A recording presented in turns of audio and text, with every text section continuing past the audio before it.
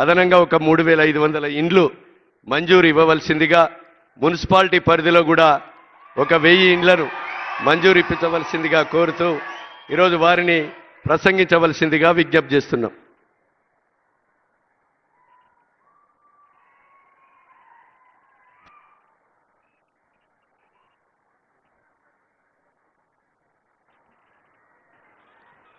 Check.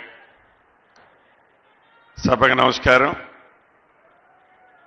సభాధ్యక్షులు, స్థానిక శాసనసభ్యులు, మీ అందరి అభిమాన నాయకులు, నా మిత్రులు సత్యన్న గారికి, ఈరోజు ఈ అద్భుతమైన కార్యక్రమానికి ఇక్కడ విచ్చేసిన మన అందరి గుండెల్లో ఉన్న రేవంత్ అన్న గారికి, గౌరవ ముఖ్యమంత్రి గారికి, సహచార మంత్రివర్యులు శ్రీధర్ బాబు అన్న గారికి, సీతక్క గారికి, సురేఖక్క గారికి, వేదిక మీద ఉన్న ఎంపీ గారికి, మాజీ ఎంపీలు, కార్పొరేషన్ చైర్మన్లు, జిల్లా అధ్యక్షులు, ముఖ్య నాయకులు, ముఖ్యంగా ఈ కార్యక్రమంలో పాలు పంచుకుంటున్న నా ఆడబిడ్డలు, అన్నదమ్ములు, ఆడబిడ్డలు కూడా ఈరోజు ఇందిరమ్మ చీరలలో చాలా తేజస్గా ఈ రాష్ట్ర ప్రగతి ఎలా ఉందో నా ఆడబిడ్డల్ని ఈ చీరల్లో చూస్తుంటే, వారి ముఖంలో ఆనందాన్ని చూస్తుంటే అంతే తేజస్సుగా కనిపిస్తుంది.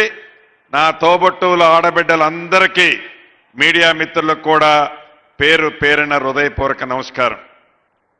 మీ దీవెనలతో వచ్చిన ఈ ప్రభుత్వం ఈ మధ్యనే 2 సంవత్సరాలు పూర్తి చేసుకున్నాం.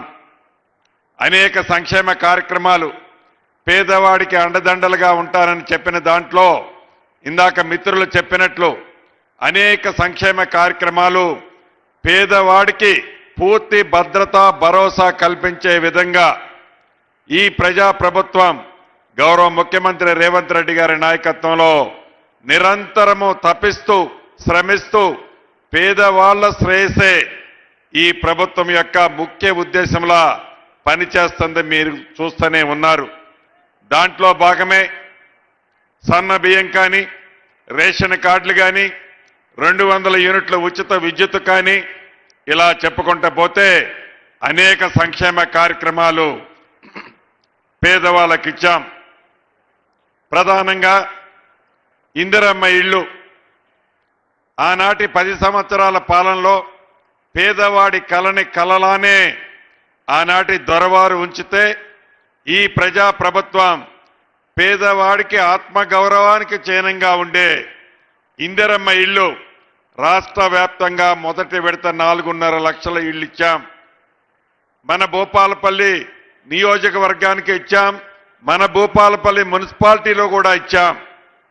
ఇంకా అర్హులైన పేదవాళ్ళు, ఇందాక సత్యన్న గారు అడిగినట్టు భూపాలపల్లిలోనే కాదు, అనేక పట్టణాలలో అర్హులైన పేదవాళ్ళు ఇంకా ఉన్నారు.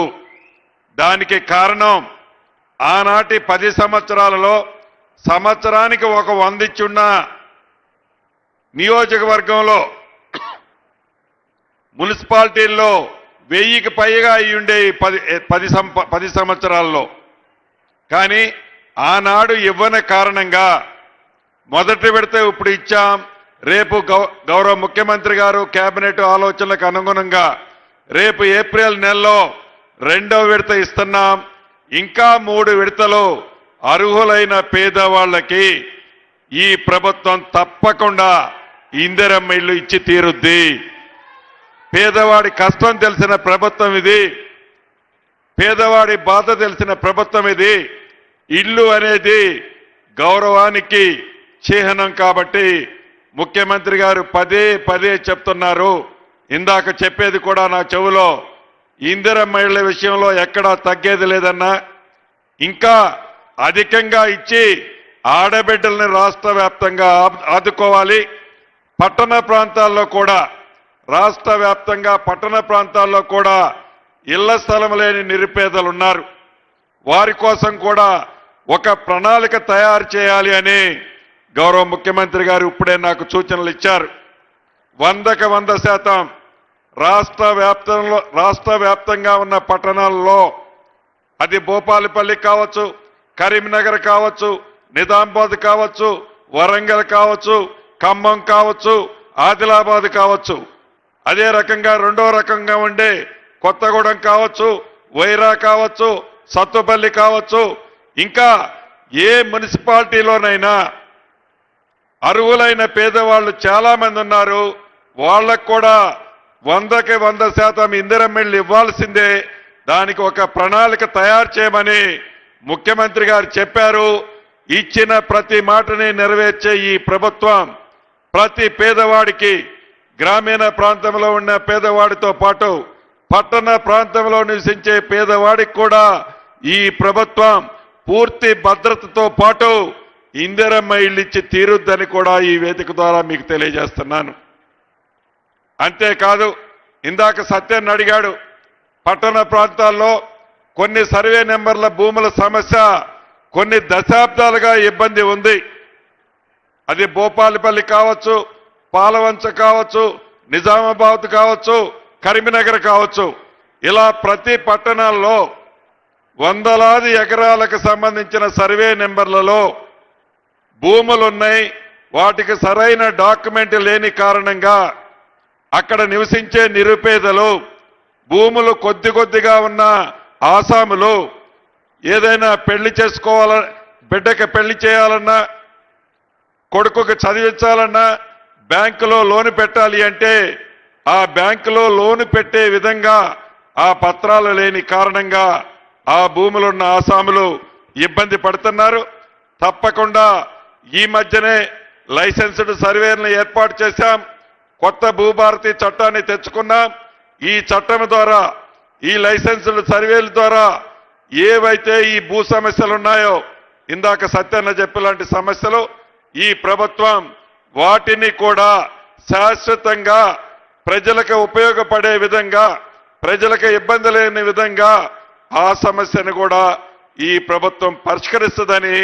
ఇది మీ ప్రభుత్వం, మీరెన్నుకున్న ప్రభుత్వం, మీరు ఆశీర్వదించి దీవించిన ప్రభుత్వం. మీకు సంక్షేమ కార్యక్రమాలు ఇచ్చాము కాబట్టే మొన్న గ్రామ పంచాయతీ ఎన్నికల్లో 68-69% గెలిపించారు. పట్టణ ప్రాంత ప్రజలు కూడా సంక్షేమాలు ఈ ప్రభుత్వం నుంచి మీకు అందుతున్నాయి. మీ చల్లని దీవెనలు, నిండు మనసు ఆశీర్వాదం ఈ ప్రభుత్వం మీద ఎప్పుడూ ఉండాలని మనస్ఫూర్తిగా మీ అందరినీ కోరుతూ మీ అందరి దగ్గర సెలవు తీసుకుంటున్నాను.